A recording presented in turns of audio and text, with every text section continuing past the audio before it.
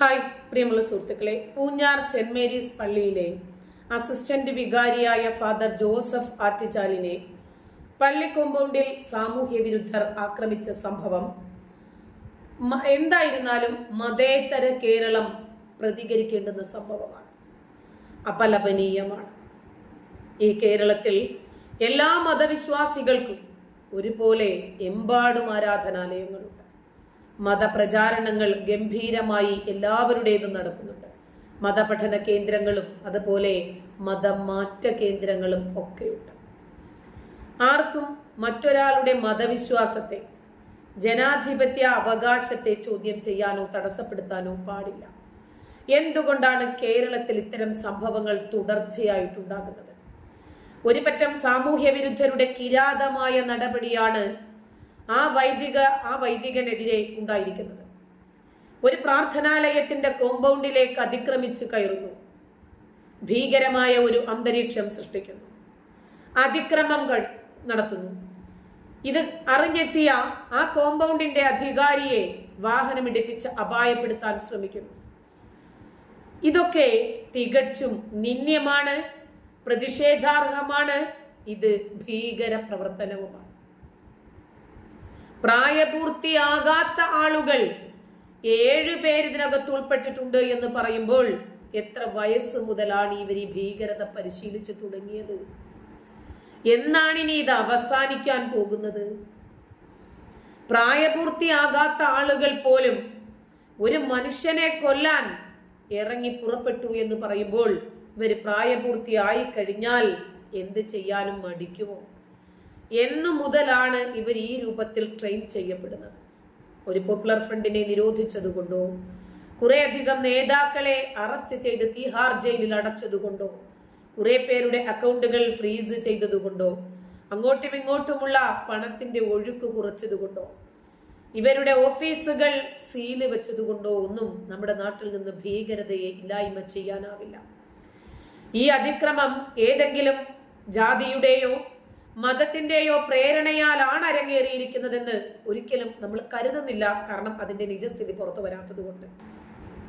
വെറുതെ ആർക്കെങ്കിലും എതിരെ എന്തെങ്കിലും അടിസ്ഥാനരഹിതമായ ആരോപണങ്ങൾ ഉന്നയിക്കുക എന്നത് എന്റെ സ്വഭാവമല്ല. അതുകൊണ്ട് ഇത് പ്രത്യേകിച്ച് മുസ്ലിം യുവാക്കളാണ് എന്ന് മാധ്യമങ്ങളിലൂടെ കാണുന്നു. ഇത്തരം സംഭവങ്ങളിൽ ജാതിമത കാര്യങ്ങൾ ഉൾപ്പെടുത്തി അതിലൊരു രാഷ്ട്രീയ മത ലാഭമുണ്ടാക്കാനുള്ള ശ്രമങ്ങൾ നടക്കുന്നുണ്ടോ എന്ന് എനിക്കറിയില്ല. എന്തായിരുന്നാലും എനിക്കതിനോട് താല്പര്യമില്ല. പക്ഷേ ഉള്ള വസ്തുതകൾ ഉള്ളതുപോലെ തന്നെ പറയും. നമ്മുടെ നാട്ടിലെ ജനങ്ങൾക്ക് മനസ്സിലാകും എന്താണ് അവിടെ സംഭവിച്ചത് എന്ന്. കാരണം അവർക്ക് കാര്യങ്ങൾ അപഗ്രഥിക്കാനുള്ള ബുദ്ധിയും വിവേകവും ഉണ്ട്. അതുകൊണ്ട് ആര് ഏത് രൂപത്തിൽ ഈ വാർത്തയെ വളച്ചൊടിച്ചാലും ശരി, പ്രതികളുടെ പേരുകൾ പുറത്തു പറയാൻ പോലീസ് ഭയക്കുന്നെങ്കിൽ, FIR-ൽ അവരുടെ പേരുകൾ എഴുതാൻ പോലീസ് ഭയക്കുന്നെങ്കിൽ, അവർ ഏതു മതവിഭാഗത്തിൽപ്പെട്ടവരാണെന്നും ഏത് രാഷ്ട്രീയ വിഭാഗത്തിൽപ്പെട്ടവരാണെന്നും പറയണ്ട, നമുക്കറിയാം. ഈ സംഭവത്തിൽ നമ്മുടെ നാട്ടിലെ പോലീസിന്റെ നടപടികൾ ശരിയായ രീതിയിലല്ല എന്നാരെങ്കിലും പറഞ്ഞാൽ അവരെ കുറ്റം പറയാൻ പറ്റില്ല നമുക്ക്. സാധാരണഗതിയിൽ ഏതെങ്കിലും കുറ്റകൃത്യത്തിൽ ഉൾപ്പെട്ടിട്ടുണ്ടെന്ന് പരാതി കിട്ടി ആളെ പിടിച്ചാൽ ജില്ലാ പോലീസ് മേധാവിയുടെ ഓഫീസിൽ നിന്നും പിടികൂടപ്പെടുന്നവന്റെ ചിത്രവും മുതുമുത്തച്ഛന്റെ ചരിത്രവും ഉൾപ്പെടെയുള്ള കുറിമാനം ഭൂമി മലയാളത്തിലെ എല്ലാ പത്രമാധ്യമങ്ങൾക്കും വിതരണം ചെയ്തു വരുന്നതാണ് നമ്മുടെ നാടിന്റെ ഒരു രീതി. ഇരയുടെയും വേട്ടക്കാരുടെയും ജാതിയും മതവും ഒക്കെ അതിൽ പ്രധാന ഫാക്ടറാണെന്ന് മാത്രം. ഈ കുറ്റകൃത്യത്തിൽ അതുണ്ടായില്ല. എന്തുകൊണ്ട്? സമാനമായ കുറ്റകൃത്യങ്ങളിലൊക്കെ വേട്ടക്കാർ ഈ മതവിഭാഗമാണെങ്കിൽ ഇതുപോലെ തന്നെയായിരിക്കും നമ്മുടെ നാടിന്റെ പോലീസിന്റെ ഒരു രീതി. ഈ കുറ്റകൃത്യത്തെ സാധാരണ നിലയിലുള്ള ഒരു അതിക്രമവും അക്രമവുമായി കണ്ട് നടപടികൾ സ്വീകരിക്കാൻ കേരള പോലീസിന് കഴിയാത്തത് എന്തുകൊണ്ടാണ് എന്നതിൽ നിന്നാണ് കേരള പോലീസിനെ നമുക്ക് വിമർശിക്കേണ്ടി വരുന്നത്. എന്തുകൊണ്ടാണ് കുറ്റവാളിയുടെ പേര് വിവരങ്ങൾ വെളിപ്പെടുത്താത്തത്? എന്തുകൊണ്ടാണ് ഇത്തരം ഭീകരർക്ക് സംരക്ഷണ കവചം ഒരുക്കുന്നത്? ജനങ്ങളിൽ എന്തെങ്കിലും സംശയത്തിനിട നൽകിയിട്ടുണ്ടെങ്കിൽ കുറ്റവാളികളെ വെളിച്ചത്ത് കൊണ്ടുവരാത്ത പോലീസ് നടപടിയാണ് അതിന് കാരണം. എന്താ സംശയം? പോലീസിന്റെ ഈ നടപടി കുറ്റവാളികൾക്ക് അനുകൂലമാണ് എന്ന ധാരണ ഞാനടക്കം എല്ലാവരിലും ഉളവാക്കിയിട്ടുണ്ട്. ഒരു അക്രമ സംഭവത്തിലെ കുറ്റവാളികളെ വെളിപ്പെടുത്തിയാൽ എങ്ങനെയാണ് മതസൗഹാർദ്ദം തകരുന്നത്?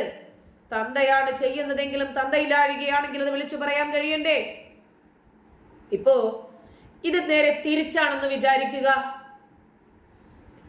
ഏതെങ്കിലും ഒരു ഇസ്ലാം മത, ഇപ്പം റമളാൻ മാസമാണല്ലോ വരാൻ പോകുന്നത്, നോമ്പ് കാലമാണ്. രാത്രി ദീർഘമായി നമസ്കരിക്കുന്നതിനാണ് തറാവീഹ് എന്ന് പറയുക. നോമ്പ് കാലത്ത് ദീർഘമായി നമസ്കരിക്കാറുണ്ട്.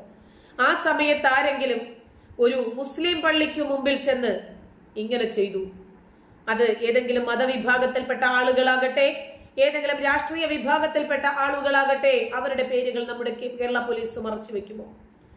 മതസൗഹാർദ്ദം തകരുമെന്ന് കരുതി FIR-ൽ അവരുടെ പേരുകൾ വരാതിരിക്കുമോ? ഇത് BJPക്ക് ഗുണമാകുമെന്ന് കരുതി ഈ കുറ്റവാളികളെ സംരക്ഷിക്കുമ്പോൾ ഇവർ നിയമം പ്രാബല്യത്തിൽ കൊണ്ടുവരാൻ തന്നെ ഇരിക്കുന്നവരാണോ? എങ്ങനെയാണ് ഈ കുറ്റവാളികളുടെ പേര് വിവരങ്ങൾ പുറത്തു പറയുമ്പോൾ കേരളത്തിന്റെ മതസൗഹാർദ്ദം തകരുന്നത്? യഥാർത്ഥ കുറ്റവാളികളെ വെളിപ്പെടുത്താതിരുന്നാലല്ലേ ഊഹാപോഹങ്ങൾ പ്രചരിക്കുകയും മതസൗഹാർദ്ദം തകരുകയും ചെയ്യുന്നത്? കുറ്റവാളികളെ ഒറ്റപ്പെടുത്താനും ജനങ്ങളിൽ ആത്മവിശ്വാസം ഉണ്ടാക്കിയെടുക്കാനും മേലിൽ ഇതുപോലെയുള്ള തീവ്രവാദ സംഭവങ്ങൾ, കൊലപാതക ശ്രമങ്ങൾ, ഭീകരതയുണ്ടാക്കലൊക്കെ ഉണ്ടാകാതിരിക്കാനും കൃത്യവും ശക്തവും മാതൃകാപരവുമായ നടപടി സ്വീകരിക്കുമെന്ന് ജനങ്ങളെ ബോധ്യപ്പെടുത്തേണ്ടുന്ന ഒരു ഉത്തരവാദിത്വം പോലീസിനില്ലേ? അതിനാവശ്യമായ നടപടികൾ പോലീസിന്റെ ഭാഗത്തു നിന്നും ഉണ്ടാകണ്ടേ? പകരം പോലീസ് ഇക്കാര്യത്തിൽ ചെയ്തതിന് എന്ത് ന്യായീകരണമാണ് അവരെ ന്യായീകരിക്കുന്നവർക്കുള്ളത്?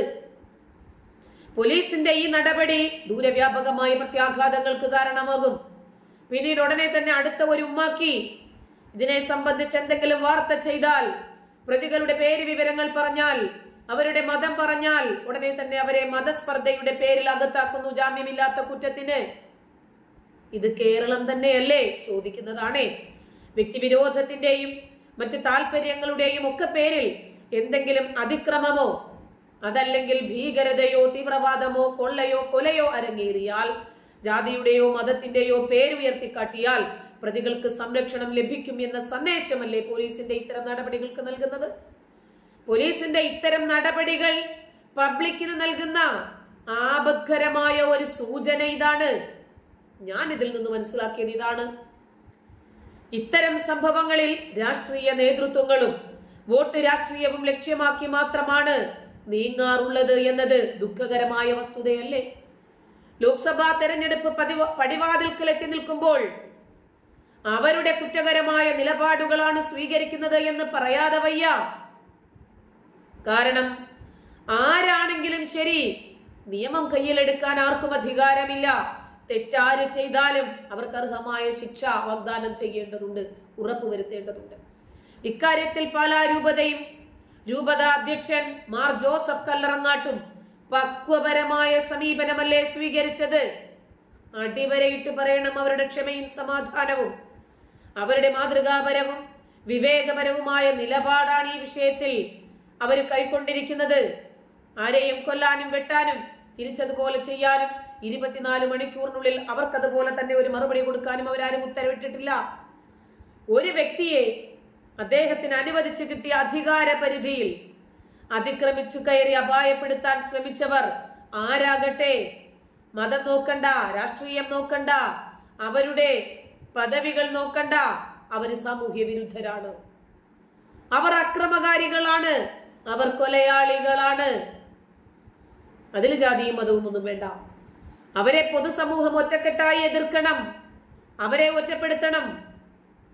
ഈ അക്രമ സംഭവത്തെ, ഈ അക്രമകാരികളെ അപലപിക്കാൻ നാട്ടിലെ മതേതര മലയാളികൾ, സാമൂഹ്യ പ്രസ്ഥാനങ്ങൾ, സന്നദ്ധ സംഘടനകൾ, ജനങ്ങൾ ഒന്നടങ്കം ഒരുമിച്ച് നിൽക്കണം. അവരെ കർശനമായ നിയമ നടപടികൾക്ക് വിധേയരാക്കുന്നതുവരെ പൊരുതണം.